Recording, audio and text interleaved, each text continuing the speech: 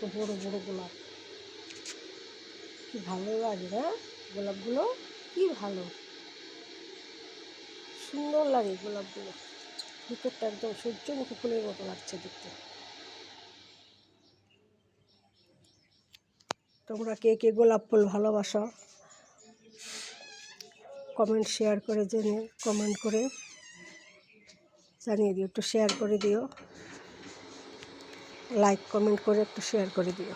গোলাপ তোমরা যে ভালোবাসো, যে গোলাপ তো সবাই ভালোবাসে।